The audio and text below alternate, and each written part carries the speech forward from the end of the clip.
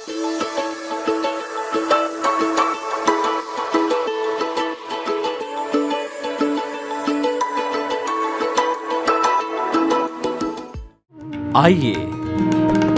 सुनिए, देखिए, समझिए सनातन सत्य।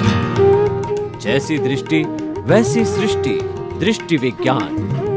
कुदरत, कुदरती रचना एवं कुदरत के कानून से शाश्वत सुख की प्राप्ति। जोधपुर के परम पूज्य महात्मा उपासक प्रोफेसर डॉक्टर सोहन राज तातेड़ के निर्देशन में सनातन सत्य। जैसी दृष्टि वैसी सृष्टि, दृष्टि विज्ञान।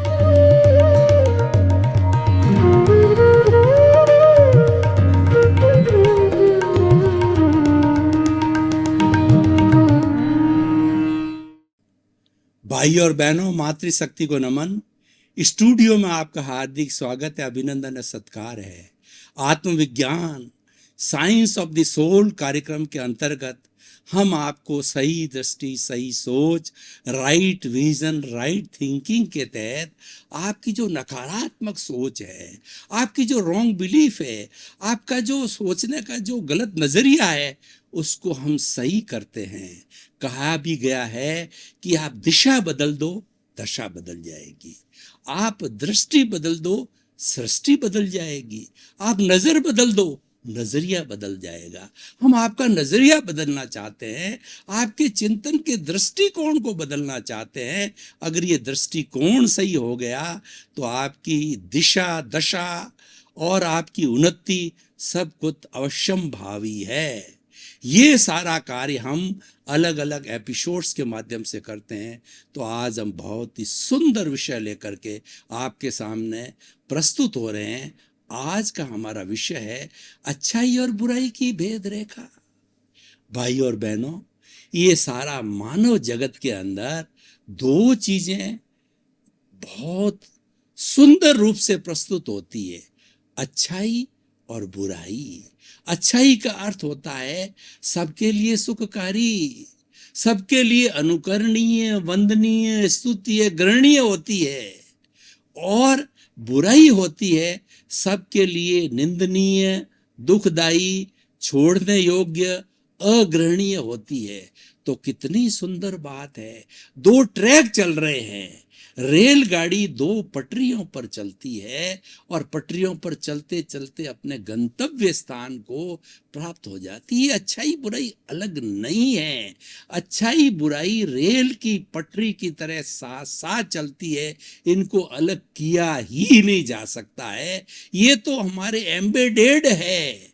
अगर ये दोनों अलग हो जाती है तो व्यक्ति शरीरधारी नहीं रहेगा, फिर तो मुक्ति में चला जाएगा। इसलिए रहती दोनों साथ में हैं। लेकिन अगर हम कभी एक पाले से दूसरे पाले में चले जाते हैं तो आप आत्मविज्ञान को पहचानिए, आप ज्ञान को पहचानिए और आप कहिए, अरे मैं भटक गया, मैं अच्छाई के पाले में आ जाता हूं, बुराई का पाला छोड़ देता हूं। देखिए, आप जो है महाभारत को देखिए। महाभारत क्या है? अच्छाई और बुराई की भेद रेखा है। और महाभारत का युद्ध क्यों हुआ? कि पाप पर धर्म की विजय के लिए, अन्याय पर न्याय की विजय करने के लिए, शोषण पर अशोषण की विजय करने के लिए और अधार्मिकता पर धार्मिकता की विजय करने के लिए हुआ है। और उसमें जो धार्मिक व्यक्ति 5 पांडव थे वही मात्र जीवित रहे और कौरव 100 भाई थे, उसकी इतनी बड़ी सेना थी, उसके इतना बड़ा परिवार सब नष्ट हो गए, क्योंकि वो बुराई की तरफ थे, वो अधर्म की तरफ थे।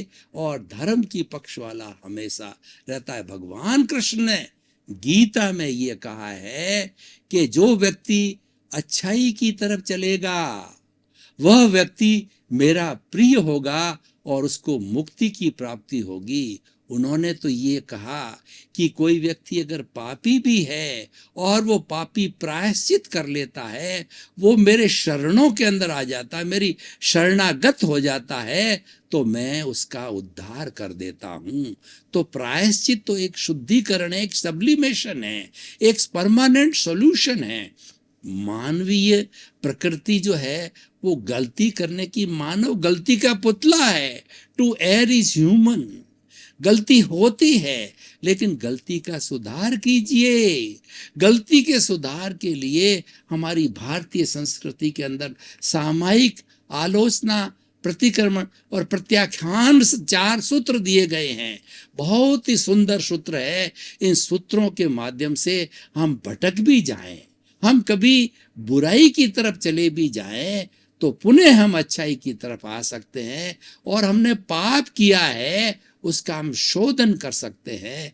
अगर ये शोधन ना हो तो व्यक्ति तो गर्त में चला जाए। ये हमें जो मानव मिला, मानव जीवन मिला है, ये मानव जीवन, इसमें अच्छाई ज्यादा है, बुराई कम है जब ये मानव जीवन मिला है। लेकिन ये अच्छाई बुराई दोनों को समाप्त करना हमारे जीवन का लक्ष्य होना चाहिए। इसको समाप्त करने के लिए मैं आपको प्रायोगिक रूप में 4 सूत्र बताना चाहता हूं। पहला है सामायिक। सामायिक का अर्थ होता है समता भाव। जब व्यक्ति समता भाव में आ जाता है, वह एकीकरण की अवस्था में आ जाता है। वेदांत की भाषा में बात करूं तो वह द्वैत से अद्वैत हो जाता है। ये बहुत कठिन कार्य है, क्योंकि हमारा जीवन है वो द्वैत है। ये शरीर और आत्मा का समन्वय है, लेकिन हमारा उद्देश्य अद्वैत बनने का है। अद्वैत बनने का अर्थ है कि जो शरीर किससे मिला, ये शरीर हमें सूक्ष्म शरीर कॉजल बॉडी के कारण मिला। उस कॉजल बॉडी को अगर हम समाप्त कर देते हैं तो हमारा द्वैत समाप्त हो जाता है, और द्वैत समाप्त होते ही हम अद्वैत हो जाते हैं। अद्वैत का मतलब होता है हम शुद्ध स्वरूप चेतना में आ जाते हैं और हम मुक्ति को चला जाते हैं। और जो बेचारा जड़ हमारे साथ के अंदर कार्बन शरीर, कॉजल बॉडी, और जो है दूसरा हमारा लिंग शरीर जो है, कई भी नाम से पुकारा जा सकते हैं, नकारात्मक भाव, पाप, पुण्य, ये अलग हो जाता है। ये जड़ है, और जड़ है वो प्रकृति का लक्षण है। ये जड़ जाकर के प्रकृति के अंदर समा जाता है, तो जड़ जड़ के साथ चला गया, चेतन अलग हो गया। यानी मैं आपको एक उदाहरण देना चाहता हूं। कोलार गोल्ड फैक्ट्री में आप कभी जाइए, कर्नाटक के अंदर है, तो वहां पर जो सोने के कण निकलते हैं उसके साथ मिट्टी मिली हुई रहती है। उस मिट्टी को रासायनिक क्रिया के द्वारा अलग किया जाकर के और सोने की डली बनती है। उस सोने की डली में भी कुछ अशुद्धि होती है, उसको खूब तपाया जाता है। तपा करके 24 कैरेट का सोने का बिस्किट बन जाता है। वह हमारी आत्मा है। तो ये जितनी रासायनिक क्रिया है, वो रासायनिक क्रिया ही मैं आपको बता रहा हूं, वो है सामायिक।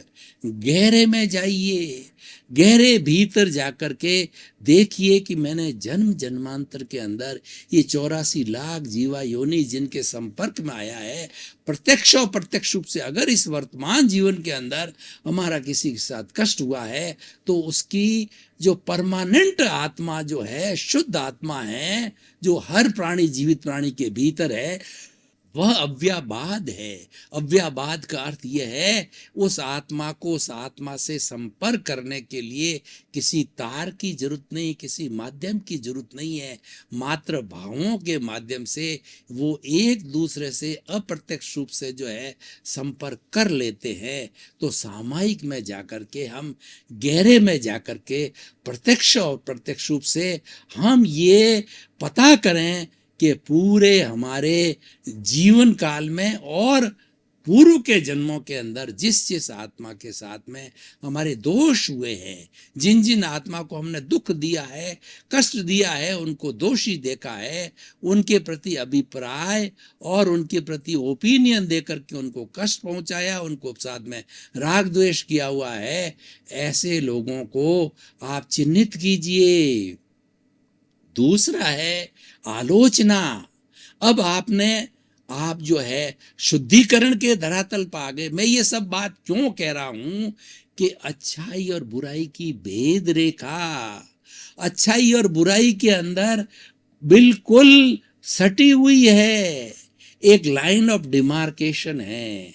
उस लाइन ऑफ डिमार्केशन के अंदर एक तरफ अच्छाई और बुराई है, और वह जिस तरीके से कुरुक्षेत्र के अंदर कौरवों और पांडवों का युद्ध हुआ था, यानी कौरव बुराई के संकेत करते थे और पांडव वो अच्छाई के पाले में थे, उस तरीके से ये जो है हमारे भीतर हृदय में अच्छाई बुराई साथ साथ में मौजूद है।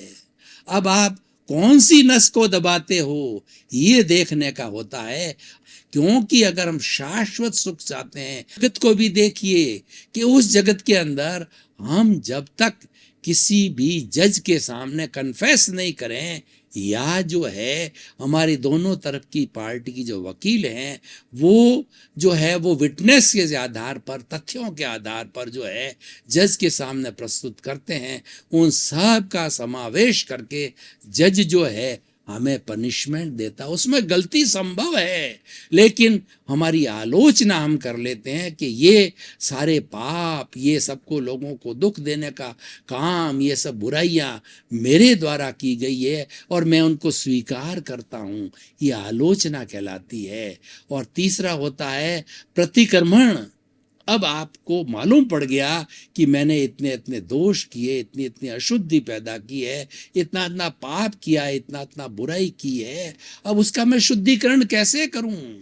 तो उसके लिए हमारे भारतीय ऋषि मुनियों ने, हमारे भारतीय धार्मिक ग्रंथों ने बहुत सुंदर उपाय बताया है। जो भीतर का उपाय है वो है प्रायश्चित। बाहर का उपाय ये है कि हमारा किसी के साथ में दुर्व्यवहार हो गया, पिता से, माता से, पत्नी से, भाई से, बेटे से, किसी के साथ दुर्व्यवहार हो गया है, उसके साथ में सॉरी फील करो, उसे क्षमा याचना करो और उसको कहो कि मेरे से गलती हो गई, कृपया मुझे क्षमा करके शुद्ध हो जाते हैं। ये तो हमारे व्यवहार जगत का प्रतिक्रमण है। भीतर का जो प्रतिक्रमण है, कोई व्यक्ति हमारे सामने नहीं है या हम भव भवांतर में करते आए हैं, तो उन समस्त आत्माओं से जो है हम प्रतिक्रमण करते हैं। प्रतिक्रमण का अर्थ होता है कि जो हमने अतिक्रमण किया है उसे पुनः लौटना, हमारी गलती का जो है सुधार करना।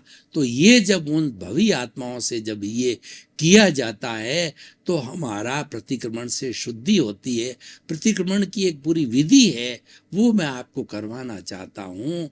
आप आंखें बंद कर दीजिए, आंखें कोमलता से बंद, और दोनों हाथ जुड़े हुए और रीढ़ की हड्डी सीधी रखिए, और आप जिस तरीके से जो श्राद्ध के समय पितरों को बुलाते हैं, उसी तरीके से आप 84 लाख जीवा योनि के उन प्राणियों को याद कीजिए प्रत्यक्ष रूप से कि हे प्राणियों, जिनसे मेरा पूर्व के जन्मों के अंदर कोई भी संपर्क रहा है, आपकी अव्ययबाद आत्मा है, मेरी आत्मा अव्ययबाद है, मैं आप तक पहुंच गया हूं, आप मेरे तक पहुंच गए हैं। हम अपना हिसाब क्लियर करते हैं सबसे पहले, और वो सभी आत्माएं हाजिर हो जाती जिनसे हमारा लेन देन रहा है, जिनसे हमारा कोई भी आपस में संपर्क रहा है, उनके हाजिर होते ही सबसे पहले आप अपनी तरफ से क्षमा कर दो उनको, और आप कहो कि मैंने आप सभी को क्षमा किया। मेरा इस पूरे विश्व के किसी भी जीवित प्राणी से कोई भी तरह का जो है मेरा कोई भी दोष है वो मुझे क्षमा करो, और मेरा कोई भी किसी से कुछ भी दोष बाकी नहीं है, उनको क्षमा कर दिया आपने। अब आप उनसे प्रार्थना करो, आप सभी मुझे क्षमा करो, क्षमा करो, मेरे दोषों से मेरा निवारण करो, मुझे एनओसी दो। जब आप सभी की एनओसी मिल जाएगी तब मेरी मुक्ति होगी, तभी मेरा ये जड़ शरीर मेरे से अलग होगा। और अगर अब मैं आप में से किसी की एनओसी बाकी है, किसी का हिसाब बाकी है, तो मुझे पुनः जन्म लेना पड़ेगा। तो मुझे क्षमा करो, क्षमा करो, क्षमा करो, और इस तरीके से सबसे क्षमा लेकर के आप शुद्ध हो जाओ।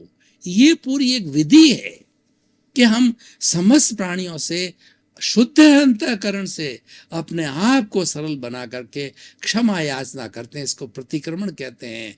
और हमने क्षमा याचना तो कर ली, लेकिन मानवीय प्रकृति एक गलती करने वाली प्रकृति है, तो हमारे में भविष्य में गलती ना हो उसके लिए जो है सामायिक आलोचना, प्रतिक्रमण, प्रत्याख्यान होता है, वो संकल्प है। आप ऐसा संकल्प करो कि भविष्य के अंदर मैं किसी भी प्राणी को मेरे द्वारा कष्ट नहीं दूंगा, क्योंकि ये कष्ट के कारण ही हमारा राग द्वेष बना है, कष्ट के कारण ही हमारा लिंग शरीर बना है, और किसी के पाप के कारण, जो बुराई के कारण ये शरीर मिला है, उसको धोने के लिए शरीर मिला है। तो इस तरीके से हम सामायिक आलोचना, प्रतिक्रमण, प्रत्याख्यान, ये चार ऐसे सूत्र है, चार ऐसी रासायनिक क्रियाएं हैं, जैसी चार ऐसी विधियां हैं जिससे हम शुद्ध हो सकते हैं। इसी शुद्धिकरण के कारण आदमी जन्म जन्मांतर से जितने भी पाप कर्म साथ लेकर के चल रहा है, पुण्य पाप उसकी आत्मा के साथ जुड़ा हुआ है, वह उसको धो सकता है। और उनके शुद्धिकरण होते ही, जैसा मैंने बताया कि हम सोने को तपाते हैं तो कुंदन बन जाता है। कुंदन का अर्थ होता है 24 कैरेट का सोना।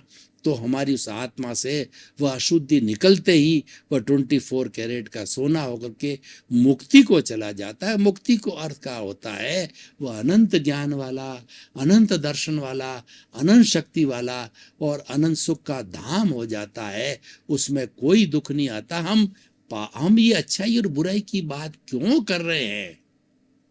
क्योंकि अच्छाई और बुराई की भेद रेखा खींचने वाला जीवन मनुष्य जीवन ही है। इसके अलावा इस 84 लाख जीवा योनि के अंदर कोई भी इतनी बड़ी, जो कहना चाहिए, तार्किकता के साथ, एकाग्रता के साथ और सम्यक चिंतन के साथ के अंदर वो भेद रेखा खींच नहीं सकता है। तो हम कितने भाग्यशाली हैं कि हमको मनुष्य जीवन मिला है। तो उस मनुष्य जीवन का सदुपयोग करो। ये मनुष्य जीवन बड़ी कठिनाई से मिलता है, और हमारी वैदिक परंपरा तो मनुष्य के जीवन के बारे में बहुत ही बड़ी, जो कहना चाहिए, वह उपयोगिता बताता है कि मानव जीवन कब मिलता है? 8 जन्मों तक सुकृत करते रहिए, जब जाकर के 9वां जन्म जो है वो आपको मानव जीवन मिलता है। और इस 8 जन्मों में आपके द्वारा कोई चूक हो गई, बुराई हो गई, तो आपको 99 भव के बाद में मनुष्य जन्म मिलेगा। और 99 भव के अंदर भी आपने कभी कोई कमी रख दी, कोई बुराई रख दी, आपने प्रतिक्रमण प्रत्याख्यान न किया, तो आपको 999 भव के बाद में मनुष्य जीवन मिलता है। कहने का अर्थ ये है कि हमारा जो ये मनुष्य जीवन है वह एक पारसमणि है, वह एक नंदन वन है, वह एक वैतरणी नदी है, और वो चिंतामणि रत्न है। उससे हमें यूं ही नहीं खोना चाहिए।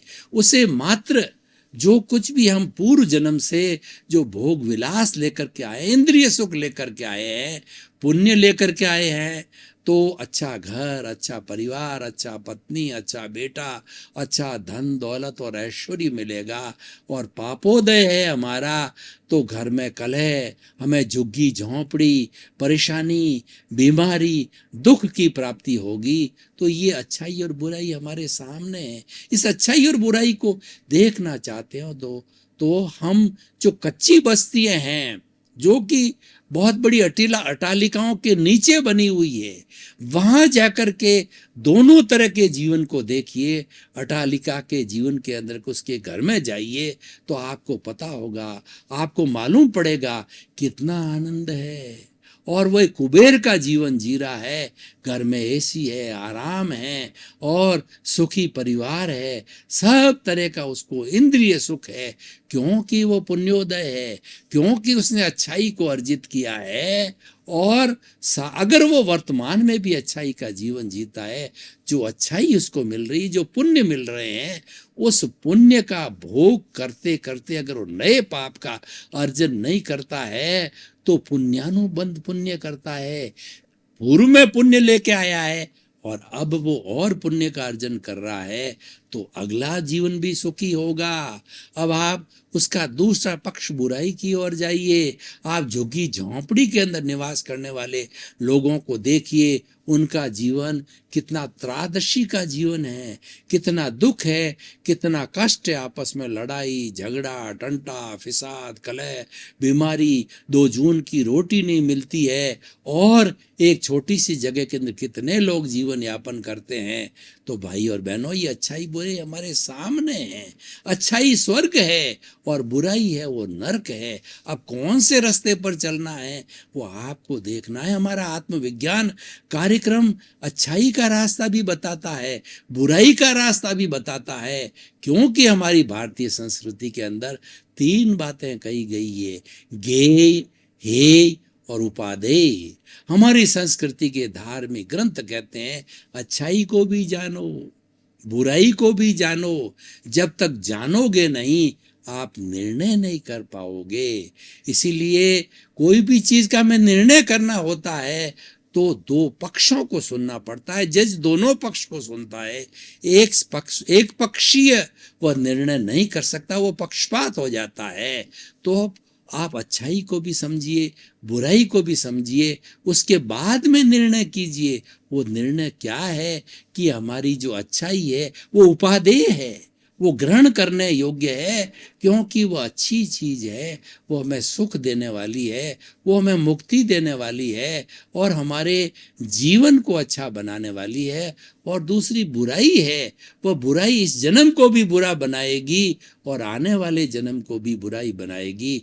तो वो हेय है, यानी बुराई तो हेय है और अच्छाई उपादेय है। तो हेय और उपादेय का निर्णय जो है गेय के द्वारा होता है। तो वो निर्णय हमें करना है। 2 ट्रैक है, 2 पटरियां हैं, एक पगडंडी है और एक राजपथ है। आपको चलना किस पे है? वो दोनों के गंतव्य अलग अलग है।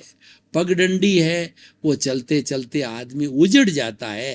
राज पर चलने वाला व्यक्ति अपने गंतव्य को शीघ्र प्राप्त करता है। तो भाई और बहनों, कुल मिलाकर के आज अगर हम इस एपिसोड को जो है ओपन टू द ऑडियंस करें, ओपन टू द ऑडियंस का अर्थ होता है कि आज के इस विषय क्या रिलीवेंस, क्या उपयोगिता और क्या वायबिलिटी है, ये मनुष्य के लिए कैसे हितकारी है, समाज के लिए आज का एपिसोड कैसे हितकारी है, देश और विश्व के लिए कैसे हितकारी है। तो मैं आपको 100% आत्मविश्वास के साथ कह सकता हूँ कि हम अच्छाई और बुराई को जान लेंगे, हृदयंगम कर लेंगे, आत्मसात कर लेंगे। एक को हेय करेंगे, एक को उपादेय करेंगे, और हमारी वर्तमान की जो लाइफ स्टाइल है, जो जीवन जीने की पद्धति है, उसके अंदर अच्छाई को हम प्रथम स्थान देंगे, बुराई को छोड़ने का स्थान देंगे। और बुराई तो हो जाती है, बुराई कोई करना नहीं चाहता, और बुराई तो हो इसलिए जाती है कि पीछे से लेकर के आते हैं, क्योंकि हमारा पुण्योदय पापोदय ये साथ साथ चलता है। एक समय में पुण्योदय चल रहा है, एक दिन में भी कई बार पुण्योदय होता है, कई बार पापोदय होता है, लेकिन हमारा चिंतन विधायक है।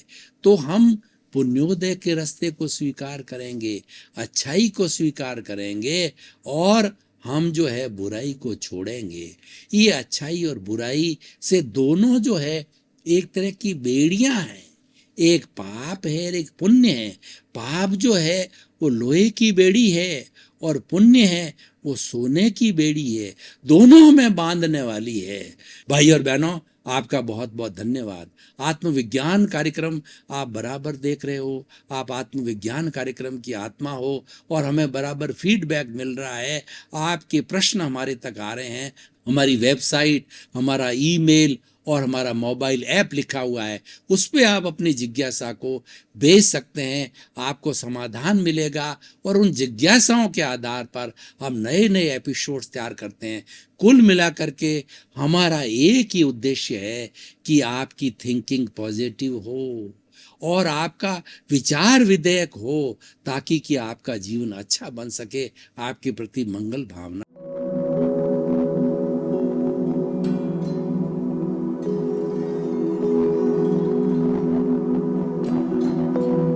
एक ऐसा अंतर्राष्ट्रीय ख्याति प्राप्त मानव जो गुरु प्रेरणा से पिछले 20 वर्षों से वानप्रस्थ जीवन जीते हुए 24 घंटे मानवता की सेवा में संलग्न है। एक ऐसा मानव जो अभी राष्ट्रीय, अंतर्राष्ट्रीय टीवी चैनलों पर 7,500 एपिसोड के माध्यम से सनातन सत्य, आत्मविज्ञान एवं पुनरुत्थान व्यवहार एवं निश्चय जगत के जीवनोपयोगी विषयों पर हृदय स्पर्शी प्रवचन कर चुका है। उस मानव का नाम है महात्मा उपासक प्रोफेसर डॉक्टर सोहन राज तातेड़। प्रोफेसर तातेड़ द्वारा योग, दर्शन, शिक्षा विषयों पर रचित पीएचडी स्तर के 250 शोध ग्रंथ भारत के 100 प्रतिष्ठित विश्वविद्यालयों में शोधार्थी पढ़ रहे हैं तथा वे सभी शोध ग्रंथ वहां की सेंट्रल लाइब्रेरियों में उपलब्ध हैं। महात्मा सोहन राज ने अभी तक हजारों स्कूलों, कॉलेजों, विश्वविद्यालयों एवं संस्थाओं में सेमिनार, वर्कशॉप, कैंप लगाकर लाखों विद्यार्थियों को योग, दर्शन, शिक्षा का प्रशिक्षण देकर उन्हें सुसंस्कारित किया। डॉक्टर तातेड़ ने भारतीय संस्कृति उत्थान के 4000 से अधिक समसामयिक विषयों पर आर्टिकल लिखकर ऑनलाइन जर्नल, पत्रिकाओं, वेबसाइट्स पर प्रकाशित किया, जिसका उपयोग लाखों पाठक कर रहे हैं। उपासक तातेड़ के 5000 से अधिक आज का सुविचार, आज का शुभ संदेश, आज का मंगल भावना योग आदि चिंतन websites, Twitter, blogger, Facebook, YouTube माध्यमों से लाखों लोग अपना जीवन निर्माण कर रहे हैं। मानवता के मसीहा ऐसे महामानव महात्मा सोहन राज तातेड़ के प्रोफाइल को अभी तक विश्व के 20 लाख दर्शक यूट्यूब पर, 12 लाख गूगल पर एवं लाखों दर्शक फेसबुक, ब्लॉगर, ट्विटर और इंस्टाग्राम पर देख चुके हैं।